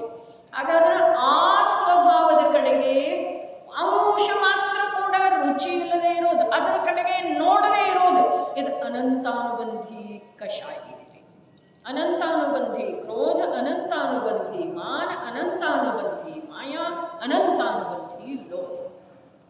ಅರೆ, ಅನಂತಾನುಬಂಧಿ ಎಲ್ಲಿಯವರೆಗೆ ಇದೆಯೋ ಅಲ್ಲಿಯವರೆಗೆ ಜೀವ, ಅರ್ಥಾತ್ ಅನಂತಾನುಬಂಧಿ ಎಲ್ಲಿಯವರೆಗೆ ಇದೆ ಅರ್ಥಾತ್ ಅನಂತ ಜ್ಞಾನ, ದರ್ಶನ, ಸುಖ, ವೀರ್ಯ ಸಂಪನ್ನನಾದಂಥ, ಅದರ ಮಯನಾದಂಥ ಆತ್ಮನನ್ನ ನೋಡದೇ ಇರೋದು ಏನಿದೆ, ಇದು ಅನಂತ ಸಂಸಾರದ ಆಧಾರ ಇದೆ. ನೋಡ್ರಿ, ಇನ್ನು ಒಂದು ಮಾತ ಇದಕ್ಕೆ ಸಂಬಂಧಿಸಿದ ಹಾಗೆ ಹೇಳ್ತೇನೆ. ಎಲ್ಲಿ ಅನಂತಾನುಬಂಧಿ ಕಷಾಯದ ನಾಶ ಆಗಿಲ್ಲವೋ ಅಲ್ಲಿ ಪಂಚಮಹಾವ್ರತ ರೂಪದ ಪರಿಣಾಮ ಕೂಡ ಅನಂತಾನುಬಂಧಿಗೆನ ಕಾರಣ ಆಗ್ತಿದೆ. ಮಾತು ಸೂಕ್ಷ್ಮ ಇಲ್ಲ. ಅನೇಕ ಬಾರಿ ಈ ಭವದೊಳಗೆ ಕೂಡ ವಾಚನದೊಳಗ, ಶ್ರವಣದೊಳಗ ಬಂದದ್ದು ಅದಕ್ಕೆ. ಎಲ್ಲಿಯವರೆಗೆ ಅನಂತಾನುಬಂಧಿ ಅರ್ಥಾತ್ ಆತ್ಮನ ಕುರಿತು ಅನಂತ ದರ್ಶನ, ಅನಂತ ಜ್ಞಾನ, ಅನಂತ ಸುಖ, ಅನಂತ ವೀರ್ಯ ಸ್ವಭಾವಿಯಾದಂಥ ಆ ಅರೂಪಿ ಜೀವ ತತ್ವದ ಕುರಿತು ಈ ಜೀವಕ್ಕ ಎಲ್ಲಿಯವರೆಗೆ ನಾನೆನ್ನುವ ವಿಶ್ವಾಸ, ನಾನೆನ್ನುವ ಹೆಮ್ಮೆ, ನನ್ನ ಸ್ವರೂಪ ಹೀಗಿದೆ ಅನ್ನುವಂಥದ್ದೊಂದು ಸಮಾಧಾನ, ಶಾಂತಿ, ತೃಪ್ತಿಕಾರಕ ಪರಿಣಾಮ ಇಲ್ಲವೋ ಅಲ್ಲಿಯವರೆಗೆ ಈ ಜೀವ ಪಂಚಮಹಾವ್ರತಗಳ ಪರಿಪಾಲನೆ ಮಾಡುವಳ್ಳೆದೊಳಗೂ ಕೂಡ 4 ಘಾತಿ ಕರ್ಮಗಳ ಬಂಧ. ಈ ಸೂಕ್ಷ್ಮತೆಯನ್ನು ಅಥವಾ ವಾಸ್ತವಿಕತೆಯನ್ನು ಒಂದು ಸಲ ನಾವು ಲಕ್ಷ್ಯದೊಳಗೆ ತಗೊಂಡೆವು ಅಂತಂದ್ರೆ ನಮ್ಮ ಜೀವನ ಧನ್ಯ ಆಗುವುದಿದೆ. ಇಲ್ಲದಿದ್ದರೆ ಸಂಸಾರದ ಪರಿಪಾಠ ಇಲ್ಲಿಯವರೆಗೆ ಹೇಗಿತ್ತೋ ಹಾಗೇ ಇರುತ್ತಿದ್ದೀರಿ, ಹಾಗೇ ನಡೆಯೋದಿದೆ. ಇಲ್ಲಿಯವರೆಗೆ ಹೇಗಿತ್ತು? ಅರೆ ನಿಗೋಧದಲ್ಲೇನೇ ಇತ್ತು, ಪರಾಧೀನತೆಯಲ್ಲೇನೇ ಇತ್ತು. 2 ಇಂದ್ರಿಯ, ಅರೆ ಈಗ 5 ಇಂದ್ರಿಯ ಸಂಜ್ಞೆ. ಒಂದು ಕ್ಷಣ ಗಂಭೀರವಾಗಿ ವಿಚಾರ ಮಾಡೋದ, ಸಾಕಷ್ಟು ಆಸ್ತಿ ಇದೆ, ಬಹಳಷ್ಟು ನಮ್ಮ ಹಿತೈಷಿಗಳಿದ್ದಾರೆ, ಪರಿವಾರ ಅತ್ಯಂತ ಪ್ರೇಮಮಯವಾದಂಥ ಪತ್ನಿ ಇದ್ದಾಳೆ, ಅತ್ಯಂತ ಆಜ್ಞಾಕಾರಿಯಾದಂಥ ಮಿತ್ರ ಪುತ್ರ ಸೇವಕ ಎಲ್ಲ ಇದ್ದಾರೆ. ಆದರೆ ಯಾವಾಗ ಈ ಜೀವಕ್ಕ ಕೇವಲ ಸಣ್ಣ ಸಣ್ಣ ಬಾಧೆ ಕೂಡ ಆಗ್ತಾವೆಯೋ, ಮರಣದ ಬಾಧೆಯ ಮಾತು ಹೇಳ್ತಾ ಇಲ್ಲ ನಾನು, ಸಣ್ಣ ಸಣ್ಣ ಬಾಧೆಗಳ ಆಗ್ತಾವೆಯೋ, ಆ ಬಾಧೆಯೊಳಗಿಂದ ಯಾರೂ ಸ್ವಲ್ಪ ಕೂಡ ಪಾಲ ತಗೊಳ್ಳುವುದಿಲ್ಲ. ಅಸಹಾಯಿ ಇದ್ದಾನೆ ಈ ಜೀವ, ಅನಾಥ ಇದ್ದಾನೆ. ಯಾರೂ ಇವನ ದುಃಖವನ್ನು ಕಮ್ಮಿ ಮಾಡಲಿಕ್ಕೆ ಸಮರ್ಥ ಇಲ್ಲ. ವೈದ್ಯರು ಇದ್ದಾರೆ, ಡಾಕ್ಟರ್ ಇದ್ದಾರೆ. ಅರೆ ಪಾಷಾಣ ಖಂಡದೊಳಗೆ ಕಥೆ ಬಂತಲ್ಲ, ಅನಾಥ ಅನಾಥ ಅನಾಥ. ಎಂಥ ಅನಾಥ? ತಂದೆ ದೊರೆ ಆದ್ರೂ ನೀರಿನ ಹಾಗೆ ದುಡ್ಡು ಖರ್ಚು ಮಾಡಿದ್ರೂ ಇವನ ವೇದನೆ ಕಮ್ಮಿ ಆಗ್ತಾ ಇಲ್ಲ. ಅದು ನನ್ನ ಅನಾಥತೆ ಇತ್ತು. ಪತ್ನಿ ಪುತ್ರ ಮೊದಲಾಗಿ ಯಾರ್ಯಾರ ಅಣ್ಣ ತಂಗಿ ಅವ್ವ ಅಪ್ಪ ಯಾರ್ಯಾರು ಇದ್ದಾರೋ ಅವರೆಲ್ಲ ಇವನ ಸಲುವಾಗಿ ಪ್ರೀತಿಯ ವೃಷ್ಟಿನ ಮಾಡ್ತಿದ್ದಾರೆ. ಆದರೆ ಅದರಿಂದ ಏನು ಇವನ ನೋವ ಬಾಧೆ ಕಮ್ಮಿ ಆಗಲಿಲ್ಲ. ಅದು ನನ್ನ ಅನಾಥತೆ ಇತ್ತು. ಆಸ್ತಿ ಇತ್ತು, ಜಡ ವೈಭವ ಇತ್ತು, ಸಾಕಷ್ಟು ಧನ ಇತ್ತು. ಆದರೆ ಆ ಧನದಿಂದ ಈ ಜೀವದ ರೋಗದ ಬಾಧೆ ಕಮ್ಮಿ ಆಗಲಿಲ್ಲ. ಅದು ಅನಾಥತೆ ಇತ್ತು. ಇದು ನಮ್ಮ ಲಕ್ಷ್ಯದೊಳಗೆ ಯಾವಾಗ ಬರ್ತಿದ್ದೇವೆ?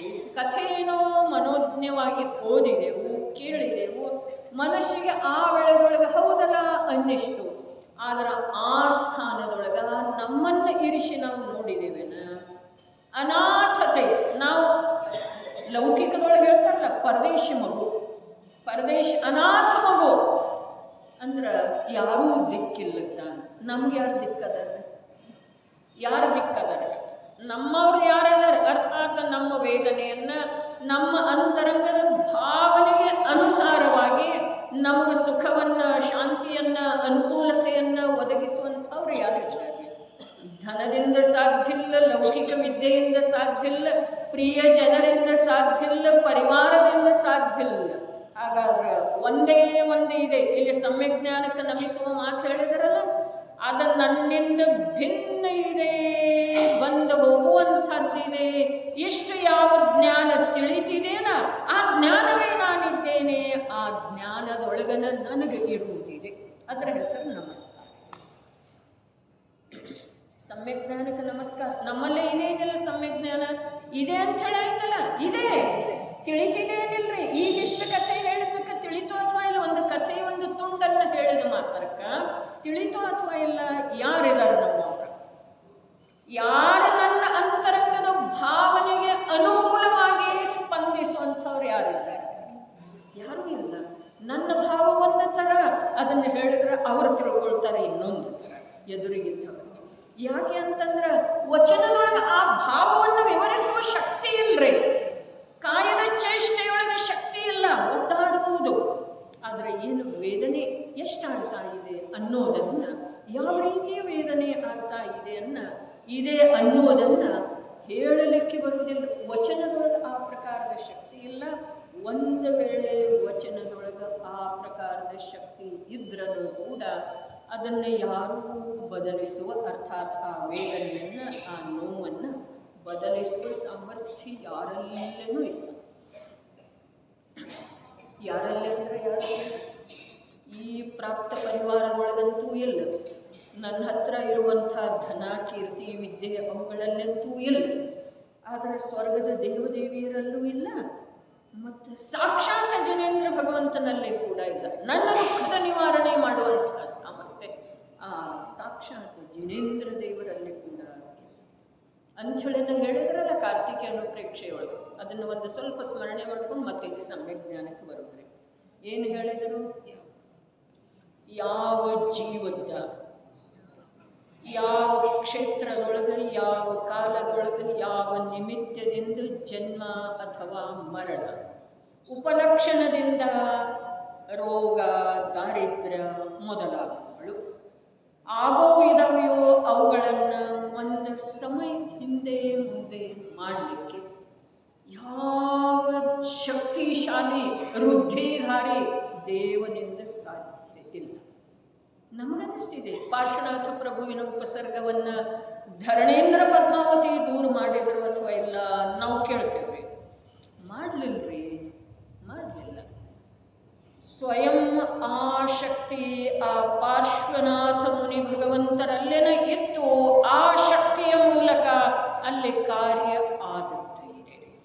ಅನ್ಯರ ಯಾರೂ ಮಾಡೋದು ಸಾಧ್ಯ ಇಲ್ಲ. ಅರೆ ಧರಣೇಂದ್ರ ಪದ್ಮಾವತಿಯ ಸಲುವಾಗಿ ಯಾವ ಜೈನ ಧರ್ಮಾತ್ಮಂದಾಗಲಿ ಅಥವಾ ಯಾವ ಶಾಸ್ತ್ರದ ವಕ್ತಾರೊಂದಾಗಲಿ ವೈರ ವಿರೋಧ ಇಲ್ಲರಿ. ಆದರೆ ಒಂದೇ ಒಂದು ದಯೆಯ ಭಾವ ಇದೆ. ಈ ಜೀವ ತನ್ನ ಸಮಯವನ್ನು, ಜ್ಞಾನ ಸಾಮರ್ಥ್ಯವನ್ನು ವ್ಯರ್ಥ ಕಳ್ಕೊಳ್ತಾ ಇದೆಯಲ್ಲ, ಅವರೇನೂ ಮಾಡೋದು ಸಾಧ್ಯ ಇಲ್ಲ. ಅವರಷ್ಟೇ ಅಲ್ಲಪ್ಪ, ಜಿನೇಂದ್ರ ಪ್ರಭು ಕೂಡ ಏನೂ ಮಾಡೋದು ಸಾಧ್ಯ ಇಲ್ಲ. ಅವರು ತಮ್ಮಲ್ಲೇ ತಾವು ಏನಾದರೂ ಪರಿವರ್ತನೆ ಮಾಡಿಕೊಂಡ್ರೇನ. ಆದಿನಾಥ ಮುನಿ ಭಗವಂತರಿಗೆ 7 ತಿಂಗಳ 9 ದಿವಸ ಆಹಾರ ಸಿಗಲಿಲ್ಲ. ಮೊದಲಂತೂ 6 ತಿಂಗಳ ಯೋಗ ಧಾರಣ ಮಾಡಿ ತಪಸ್ಸಿಗೆ ನಿಂತರವರ ದೀಕ್ಷಾ ತಗೊಂಡ ಮೇಲೆ. ಮುಂದೆ 7 ತಿಂಗಳ 9 ದಿವಸ ಅವರಿಗೆ ಆಹಾರ ಸಿಗಲಿಲ್ಲ. ಆ ವೇಳೆದೊಳಗ ಇಂದ್ರ ಇದ್ದಲ್ಲ ಸೇವಕ, ಅವನಿಗೆ ಹೇಳಿ ಏನಾದರೂ ಯಾಕೆ ಮಾಡಲಿಲ್ಲ. ಆ ಇಂದ್ರನಿಗೆ ಆ ವೇಳೆದೊಳಗೆ ಬುದ್ಧಿ ಹೊಳಿಲಿಲ್ಲ ಹೇಳ್ರಿ.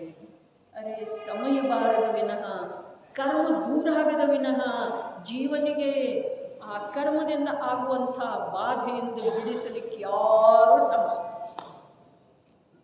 ಸಾಮಾಯಿಕ ಪಾಠದೊಳಗೆ ಏನು ಮಾಡಿ ಬರ್ತಿದೆ, ತಾನು ಮಾಡಿದ ಶುಭಾಶುಭ ಕರ್ಮ ನಿಶ್ಚಯದಿಂದ ಫಲ ಕೊಡುವುದು. ಸ್ವಯಂ ಕೃತವನ್ನು ಅನ್ಯ ಭೋಗಿಸಿದರೆ ತಾನು ಮಾಡಿದ ನಿಷ್ಫಲವಾಗುವುದು. ಹಾಗೆ ಎಂದಾದರೂ ಆಗಲಿಕ್ಕೆ ಸಾಧ್ಯ ಇದೆನಾ?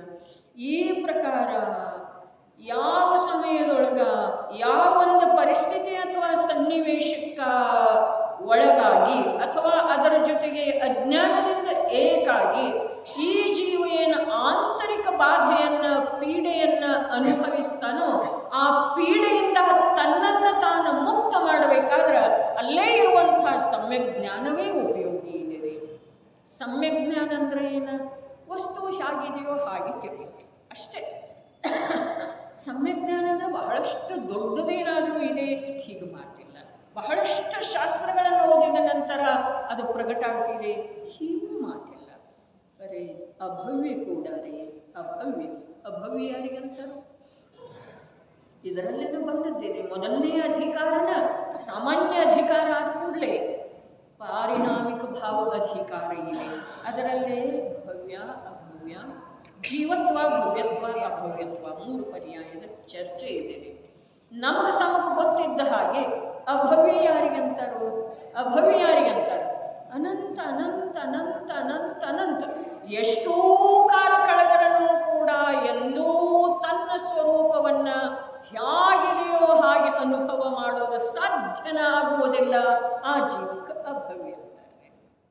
ಹಾಗಾದರೆ ಅಂಥ ಅಭವ್ಯ ಜೀವ ಕೂಡ 11 ಅಂಗ 9 ಪೂರ್ವದ ಪಾಠಿಯಾಗಿ. ಹಾಗಾದರೆ ಸಮ್ಯಕ್ ಜ್ಞಾನ ಅಂದ್ರೆ ಬಹಳಷ್ಟು ಶಾಸ್ತ್ರಗಳನ್ನು ಓದುವುದರಿಂದ ಆಗ್ತಿದೆ ಅನ್ನೋದು ಸಾಧ್ಯ. ಹಾಗೆ ಸ್ವರೂಪ ಇಲ್ಲ. ಸಮ್ಯಕ್ ಜ್ಞಾನ ಈಗ ಇಲ್ಲಿ ಕೂತಲ್ಲೇ ಮನಸ್ಸು ಮಾಡಿದರೆ ತಮಗೆ ಎಲ್ರಿಗೂ ಆಗೋ ಸಾಧ್ಯ ಇದೆ. ಸಮ್ಯಕ್ ಜ್ಞಾನ ಅಂದರೆ ಏನು?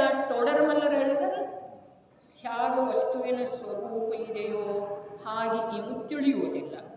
ಹೇಗೆ ಇವು ತಿಳಿತಾನೋ ಹಾಗೆ ವಸ್ತುವಿನ ಸ್ವರೂಪ ಇಲ್ಲ. ಹೀಗಿದ್ದ ಕಾರಣ ಇವನ ದುಃಖ ದೂರ ಆಗೋ ಸಾಧ್ಯ ಇಲ್ಲ. ಹಾಗಾದರೆ ದುಃಖ ದೂರ ಆಗುವ ಉಪಾಯ ಒಂದೇ ಇದೆ. ಯಾವುದು? ಹೇಗಿದೆಯೋ ಹಾಗೆ ತಿಳಿಯುವುದು. ದೇಹವನ್ನು ದೇಹ ತಿಳಿಯುವುದ, ಕ್ಷಣಿಕ ಭಾವವನ್ನು ಕ್ಷಣಿಕ ಅಂತ ಹೇಳಿ ತಿಳಿಯುವುದ, ಶುಭ ಭಾವವನ್ನು ಜ್ಞಾನ ಸ್ವಭಾವದಿಂದ ಭಿನ್ನ ಅಶುದ್ಧ ಜಾತಿಯ ಭಾವ ಅಂತ ಹೇಳಿ ತಿಳಿಯುವುದ, ಅಶುಭ ಭಾವವನ್ನು ಅದೇ ಮಲಿನ ಭಾವ ಅಂತ ಹೇಳಿ ತಿಳಿಯೋದ, ಅದನ್ನು ಬದಲಾಯಿಸುವುದು ಸಾಧ್ಯ ಇಲ್ಲ.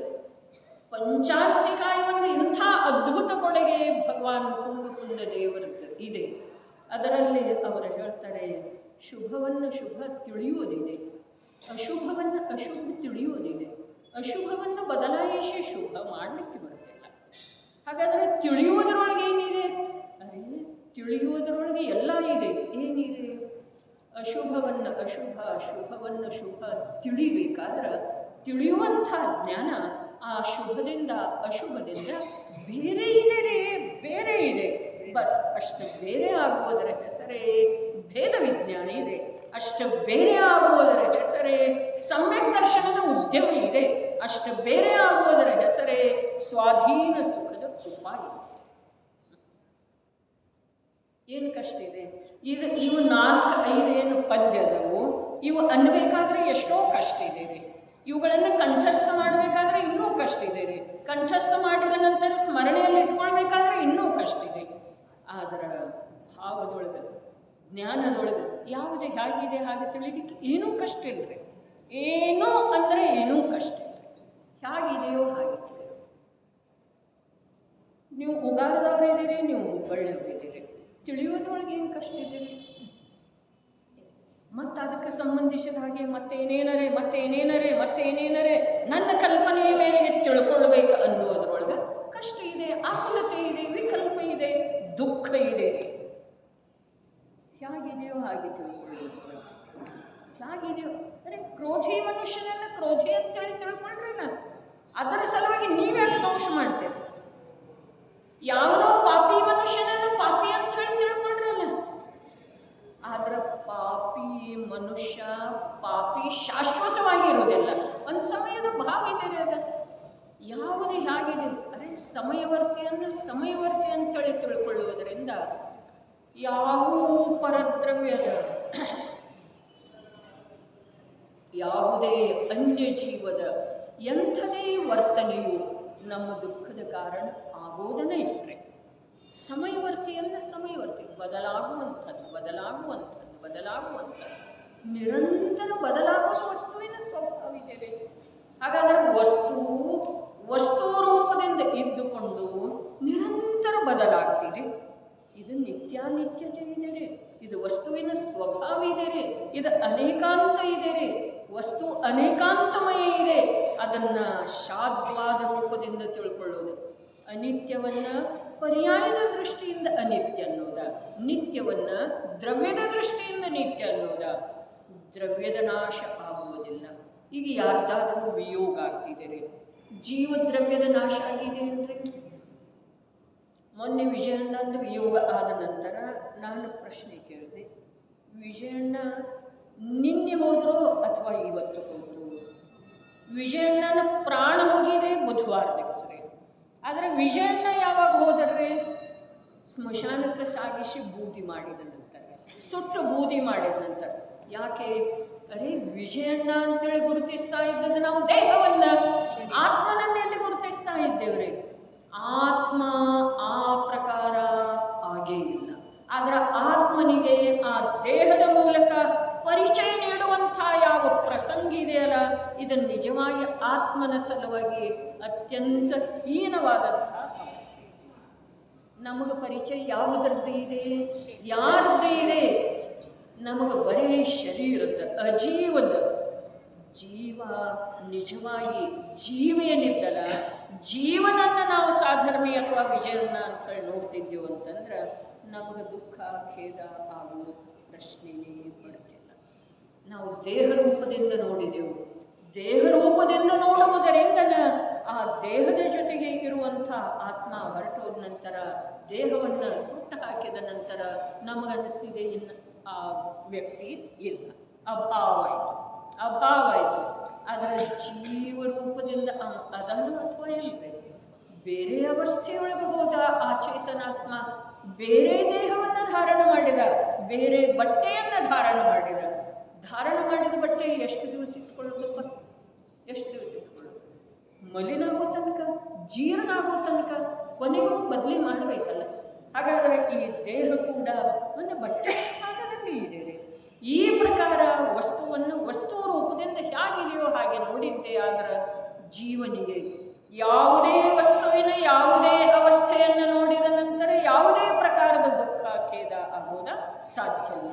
ಹಾಗಾದರೆ ಶಾಶ್ವತವಾಗಿ ಎಲ್ಲ ಪ್ರಕಾರದ ಸಣ್ಣ ಪುಟ್ಟ ದುಃಖ ನೋವುಗಳಿಂದ ಬಿಡುಗಡೆ ಹೊಂದುವಂಥ ಇಚ್ಛೆ ಯಾರಿಗಿದೆಯೋ ಅವರು ಒಂದೇ ಒಂದು ಕಾರ್ಯ ಮಾಡಬೇಕಾಗುವುದು. ಏನು? ಹೇಗಿದೆಯೋ ಹಾಗೆ ನಾವು ಸಮ್ಯಜ್ಞಾನ ಏನಿದೆ ರೀ, ತನತು ಆತ್ಮಸ್ವರೂಪವಿರುವುದು. ಆರು ಪುರಾಣಿಗಳು ಬರ್ತಿಲ್ಲ. ಸಮ್ಯಜ್ಞಾನ ಏನಿದೆ? ತನತು ಆತ್ಮಸ್ವರೂಪವಿರುವುದು, ಜನಿಸಿದ ನಂತರವು ತಾ ಚಿರಕಾಲ ಉಳಿಯುವುದು. ಸಮ್ಯಜ್ಞಾನ ಹೇಗಿದೆ? ಅದು ತಂದಿದೆ, ತನ್ನ ಆತ್ಮನ ಸ್ವರೂಪನೇ ಇದೆ.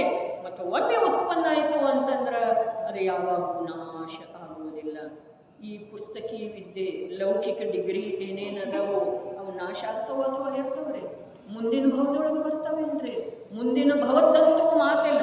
ಆದರೆ ಇಲ್ಲೇ ಯಾವುದೋ ತೀವ್ರ ಕರ್ಮದ ಉದಯದಿಂದ ಬುದ್ಧಿ ಭ್ರಮಣ ಆಯಿತು ಅಂತಂದ್ರೆ ಆ ವಿದ್ಯೆಗಳೆಲ್ಲ ಅರೆ ರಾವಣನ ವಿದ್ಯೆ, ಆ ವಿದ್ಯಾಧರರ ವಿದ್ಯೆಗಳು ಕೂಡ ಸಮಯಕ್ಕೆ ಕೆಲಸಕ್ಕೆ ಬರಲಿಲ್ಲ ಅಂದ ಮೇಲೆ ಈ ಇತರ ವಿದ್ಯೆಗಳದ್ದೇನು ವಿಶ್ವಾಸ ಮಾಡುವುದಿದೆ ರೀ? ಹಾಗಾದರೆ ನಿಜವಾದ ವಿದ್ಯೆ ಯಾವುದಿದೆ? ನಿಜವಾದ ವಿದ್ಯೆ ಯಾವುದಿದೆ? ಸಮಂತಭದ್ರಾಚಾರ್ಯ ದೇವರ ಯಾವ ವಿದ್ಯೆಗೆ ನಮಸ್ಕಾರ ಮಾಡಿದರು? ಯತ್ ವಿದ್ಯಾ ದರ್ಪಣಾಯತೆ ನಮಃ ಶ್ರೀ ವರ್ಧಮಾನಾಯ ನಿರ್ಧೂತ ಕಲ್ಯಾತ್ಮನೇ ಸಾಲೋಕಾನಾಂ ತ್ರಿಲೋಕಾನಾಂ ಯತ್ ವಿದ್ಯಾ ದರ್ಪಣಾಯತೆ. ಅರೆ ಆ ವಿದ್ಯಾರೂಪದ ದರ್ಪಣಕ್ಕೆ ನಮಸ್ಕಾರ ಮಾಡಿದರೆ, ಅರೆ ವರ್ಧಮಾನ ಸ್ವಾಮಿಗೆ ನಮಸ್ಕಾರ ಮಾಡಿದರೆ.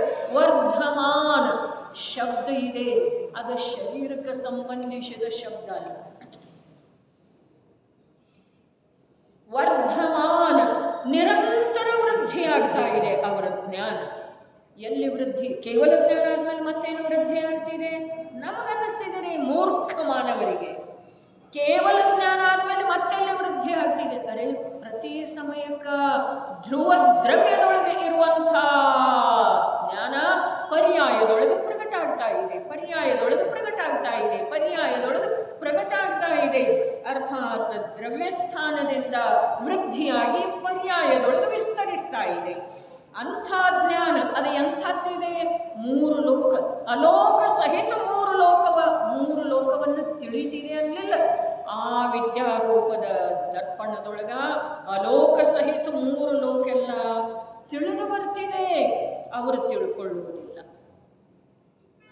ಎಂಥ ಪವಿತ್ರ ಶಾಸನ, ಜನಶಾಸನ, ಎಂಥ ಪವಿತ್ರ ಮಾರ್ಗ, ಎಂಥ ಉನ್ನತ ವ್ಯವಸ್ಥೆ ವಸ್ತುವಿಂದ ಇದು ಒಂದು ಸಲ ಲಕ್ಷ್ಯದೊಳಗೆ ಬಂತು ಅಂತಂದ್ರೆ ನಮ್ದು ಈ ಕ್ಷುದ್ರ ಬುದ್ಧಿ, ಪರ್ಯಾಯ ಬುದ್ಧಿ, ಹೀನ ಬುದ್ಧಿ, ಅಲ್ಪ ವಿಷಯದ ಸಲುವಾಗಿ, ಅಲ್ಪ ಕಷಾಯ ಪೋಷಣೆಯ ಸಲುವಾಗಿ ಎಷ್ಟೆಷ್ಟು ನಮ್ಮ ಜ್ಞಾನ ಸಾಮರ್ಥ್ಯವನ್ನು ವಿನಿಯೋಗ ಮಾಡ್ತಾ ಇದ್ದೇವೆ, ಹಾಳು ಮಾಡ್ಕೊಳ್ತಾ ಇದ್ದೇವೆ ಅನ್ನೋದು ನಮ್ಮ ಲಕ್ಷ್ಯಗಳಿಗೆ ಬರ್ತಿದೆ.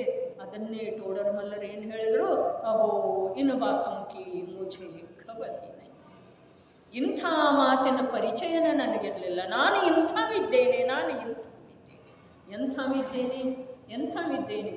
ಮೂರು ಲೋಕೆಲ್ಲ ತನ್ನಷ್ಟಕ್ಕೆ ತಾನೇ ತನ್ನ ಸಾಮರ್ಥ್ಯದಿಂದ ನನ್ನ ಜ್ಞಾನದೊಳಗೆ ಹೊಳೆಯುವಂಥದ್ದು. ನನಗೆ ಮೂರು ಲೋಕದ ಯಾವ ಪದಾರ್ಥದ ಜೊತೆಗೆ ಯಾವುದೇ ಪ್ರಕಾರದ ಕಾರ್ಯ ಇಲ್ಲಂದ ಮೇಲೆ ನಾ ಯಾತ್ರ ಸಲುವಾಗಿ ನೋಡ್ರಿ ಅವರು ಬಂದ್ರನ ಇವ್ರು ಬಂದ್ರನ ಇಲ್ಲೇ ಕೂತು ನೋಡ್ತಾ ಇರ್ತೇವೆ. ಯಾಕ? ಅವ್ರ ಜೊತೆಗೆ ಏನೋ ಒಂದು ಮಾತಾಡೋದಿರ್ತಿದ್ದೀರಿ, ಏನೋ ಒಂದು ಸಂದೇಶ ಹೇಳೋದಿರ್ತಿದೆ. ಮಂದಿರಕ್ಕೆ ಹೋಗಿರೋ ಒಳ್ಳೆದೊಳಗ ಈ ಸಮಯಕ್ಕೆ ಅವ್ರಿಗೆ ಬರ್ತಾರೋ ಹಂಗ ಅವ್ರಿಗೊಂದು ಇದು ಹೇಳಿ ಬರ್ತೇನೆ ಅಂಥೇಳಿ ಹೋಗಿರ್ತಾರಲ್ಲ ಬಸ್ತಿಗೆ, ಅವರಿಗೆ ಭಗವಂತ ಕಾಣಿಸೋದನ್ನೇ ಇಲ್ರಿ. ಅವರಿಗೆ ಬರೀ ಅವರು ಬರಬೇಕಾದವರು ಕಾಣಿಸ್ತಾ ಇರ್ತಾರೆ. ಹಾಗಾದ್ರೆ ನಮ್ಮ ಅರ್ಹಂತ ಭಗವಂತರ ಸ್ವಯಂ ಏನು ಮಾಡ್ತಾ ಇದ್ದಾರೋ ಮತ್ತು ನಮ್ಗೆ ಏನು ಹೇಳಿದರು? ನನಗೆ ಯಾವ ಪರಪದಾರ್ಥದ ಕಡೆ ಯಾವ ಕೆಲಸ ಇಲ್ಲವೇ ಇಲ್ಲ ಅಂದಮೇಲೆ ಪರಪದಾರ್ಥದ ಕಡೆ ನೋಡೋದು ಯಾತಕ್ಕ ಅಂಥೇಳಿ ನೋಡ್ತಾ ಇದ್ದೆ. ಯಾವ ಕೆಲಸ ನನ್ನದು ಪರಪದಾರ್ಥದ ಕಾರಣದಿಂದ ನಿಂತೇ ಇಲ್ಲ. ನನ್ನ ಕೆಲಸ ಇದುವರೆಗೆ ನಿಂತಿದೆ ಅಂತಂದ್ರೆ ನನ್ನ ಅಜ್ಞಾನದಿಂದ, ನನ್ನ ಪ್ರಮಾದದಿಂದ, ನನಗೆ ರುಚಿ ಇಲ್ಲದೆ ಇರುವುದರಿಂದ ನಿಂತಿದೆ. ನನ್ನ ಕೆಲಸ ಯಾವುದು? ನನ್ನ ಸ್ವರೂಪವನ್ನು ತಿಳಿಯುವ ಕೆಲಸ, ನನ್ನ ಸ್ವರೂಪದ ಶ್ರದ್ಧೆ ಮಾಡುವ ಕೆಲಸ, ನನ್ನ ಸ್ವರೂಪದ ಅನುಭವ ಮಾಡುವ ಕೆಲಸ. ಅದು ಯಾಕೆ ನಿಂತಿದೆ? ಕರ್ಮದ ಕಾರಣದಿಂದ ನಿಂತಿದೆ, ಏನು ಪಂಚಮ ಕಾಲದ ಕಾರಣದಿಂದ ನಿಂತಿದೆ, ಏನು ಪತ್ನಿ ಪುತ್ರರ ಕಾರಣದಿಂದ ನಿಂತಿದೆ? ಯಾವುದರಿಂದ ನಿಂತಿದೆ? ನಾನೇ ಪ್ರಮಾದ ಮಾಡಿದ್ದೇನೆ, ನನಗೆ ಅದು ಇನ್ನೂ ಪ್ರಾಪ್ತ ಆಗಬೇಕಾದ್ರೆ ಎಷ್ಟು ರುಚಿ ಬೇಕೋ ಅಷ್ಟು ರುಚಿ ಇಲ್ಲ ಅಂಥೇಳಿ ನಿಂತದ್ದು ಇದೆ. ಹಾಗಾದ್ರೆ ನಾನು ಪರದ ಮೇಲೆ ಆರೋಪ ಮಾಡೋದನ್ನು ಉಳಿಲಿಲ್ಲ, ಪರದ ಕಡೆಗೆ ನೋಡುವುದನ್ನು ಉಳಿಲಿಲ್ಲ. ಹಾಗಾದ್ರೆ ಆ ಪರಪದಾರ್ಥ ಎಲ್ಲ ನೇಯ ಸ್ವಭಾವಿ ಇರುವುದರಿಂದ, ಪ್ರಮೇಯ ಸ್ವಭಾವಿ ಇರುವುದರಿಂದ ಈ ಜ್ಞಾನ ರೂಪದ ದರ್ಪಣದೊಳಗ ಕಾಣಿಸ್ತಾ ಇದ್ದಾವೆ, ಹೊಳಿತಾ ಇದ್ದಾವೆ, ಪ್ರತಿಬಿಂಬಿತ ಆಗ್ತಾ ಇದ್ದಾವೆ. ಅದರಿಂದ ಅವರ ದೊಡ್ಡಸ್ತಿಕೆಯೇ ಇಲ್ಲ. ಹಾಗಾದರೆ ವರ್ಧಮಾನ ಸ್ವಾಮಿಯ ದೊಡ್ಡಸ್ತಿಕೆ ಯಾವುದರಿಂದ ಇದೆ? ಸಮಂತ ಭದ್ರಾಚಾರ್ಯರ ದೃಷ್ಟಿಯೊಳಗೆ ಯಾವುದರಿಂದ ಇದೆ? ಯಾವ ಪದಾರ್ಥದ ಕಡೆಗೆ ನೋಡ್ತಾ ಇಲ್ಲಲ್ಲ, ಅದರಿಂದ ಅದರ ಮಹಿಮೆ ಇವರಿಗೆ ಬರ್ತಾ ಇದ್ದೀರಿ. ಅದರ ಮಹಿಮೆ ಮೂರು ಲೋಕವನ್ನೆಲ್ಲ ನೋಡ್ತಾ ಇದ್ದಾರೆ, ತಿಳಿತಾ ಇದ್ದಾರೆ ಅಂತ ಹೇಳಿ ಮಹಿಮೆ ಬರಲಿಲ್ಲ. ಯಾವುದ ಸ್ವಭಾವದೊಳಗೆ ತುಂಬಿದೆಯೋ ಅದು ಪ್ರತಿ ಸಮಯಕ್ಕೆ ಪರ್ಯಾಯದೊಳಗೆ ಪ್ರಗಟ ಆಗ್ತಾ ಇದೆ, ಅದರ ಮಹಿಮೆ. ಸಮಂತ ಭದ್ರಾಚಾರ್ಯರಿರುವ ವರ್ಧಮಾನ ಸ್ವಾಮಿಗೆ ಆ ಮಹಿಮೆಯಿಂದ ನಮಸ್ಕಾರ. ಇಲ್ಲೇನು ಹೇಳ್ತಾ ಇದ್ದಾರೆ? ಸ್ವಪರ ಭಾವ ವಿಭಾವಗಳ ಜ್ಞಾತ ಸಮ್ಯಕ್ ಜ್ಞಾನವದು, ಇಂಥ ಸಮ್ಯಕ್ ಜ್ಞಾನಕ್ಕೆ ನಮಿತೆನು ಧರಿಸಿ ಚಿತ್ತರಿ ಧ್ಯಾನವನು.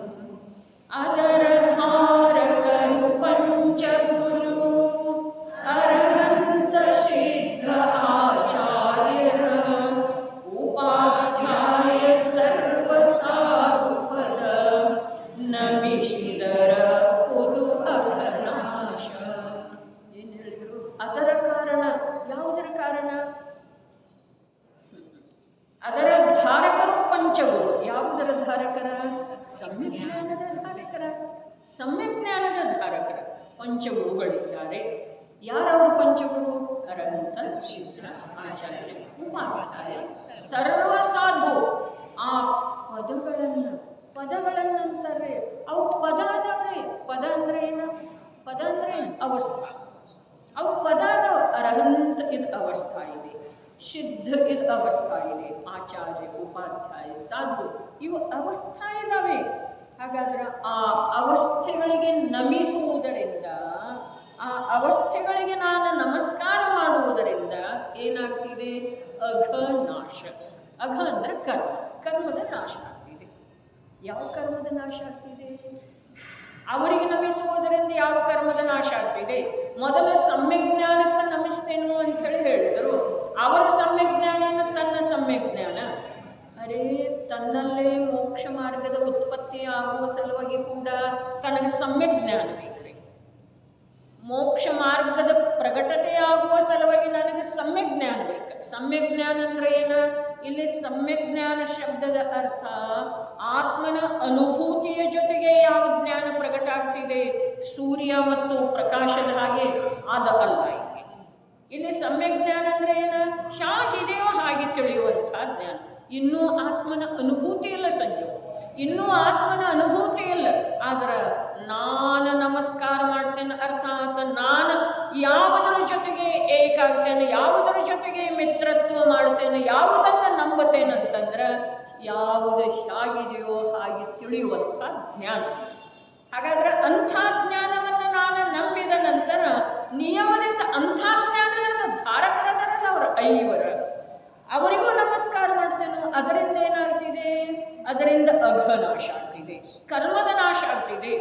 ನೋಡ್ರಿ, ಇದು ಕರ್ಣಾನುಯೋಗಕ್ಕೆ ಸಂಬಂಧಿಸಿದ ಗ್ರಂಥ ಇದ್ದ ಕಾರಣ ಇಲ್ಲಿ ನಿಮಿತ್ತದ ಮುಖ್ಯತೆಯಿಂದ ಕಾರ್ಯ ನಡೀತಿದೆ. ನಿಮಿತ್ತದ ಮುಖ್ಯತೆ ಮಾಡಿರ್ತಾರೆ, ನಿಮಿತ್ತದಿಂದ ಕಾರ್ಯ ಆಗ್ತಿದೆ ಅಂಥೇಳಿ ಇವರು ಹೇಳುವುದಿಲ್ಲ ಕರ್ಣಾನುಯೋಗದವರು ಕೂಡ. ಅದರ ನಿಮಿತ್ತದ ಮುಖ್ಯತೆಯಿಂದ ಕಥನ ನಡೀತಿದ್ದಾರೆ. ಹಾಗಾದರೆ ಪಂಚ ಪರಮೇಷ್ಠಿಗಳಿಗೆ, ಪಂಚ ಪದಗಳಿಗೆ ನಮಸ್ಕಾರ ಮಾಡುವುದರಿಂದ ಏನಾಗ್ತಿದೆ? ಕರ್ಮನಾಶ ಆಗ್ತಿದೆ. ಕರ್ಮನಾಶ. ಯಾವ ಕರ್ಮನಾಶ ಆಗ್ತಿದೆ? ಮೊದಲ ಸಮ್ಯಜ್ಞಾನದಿಂದ ಅರ್ಥಾತ್ ವಸ್ತುವಿನ ಸ್ವರೂಪ ಹೇಗಿದೆಯೋ ಹಾಗೆ, ಜೀವ ಅಜೀವಗಳ ಸ್ವರೂಪ ಹೇಗಿದೆಯೋ ಹಾಗೆ ತಿಳಿಯುವುದರಿಂದ, ಆ ತಿಳಿಯುವಿಕೆಯನ್ನೇ ನಂಬುವುದರಿಂದ, ಆ ತಿಳಿಯುವಿಕೆಯ ಜೊತೆಗೇ ಇರುವಂತಹ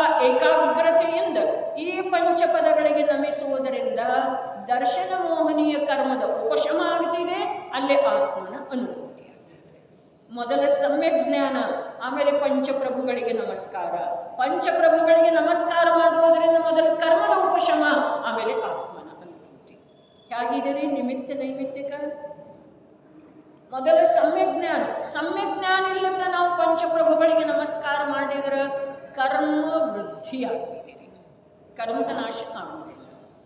ಸಮ್ಯಕ್ ಜ್ಞಾನ ಏನ? ಅರೇ ನಾನು ಜೀವಿದ್ದೀನಿ, ಆ ಅರ್ಹಂತರಿಗೆ ಏನು ನಾನು ನಮಸ್ಕಾರ ಮಾಡುವುದಿದೆ, ಅವರ ನಿನ್ನ ಕರ್ಮವನ್ನು ನಾನು ನಾಶ ಮಾಡ್ತೇನೆ ಅಂಥೇಳಿ ಹೇಳಿದರು.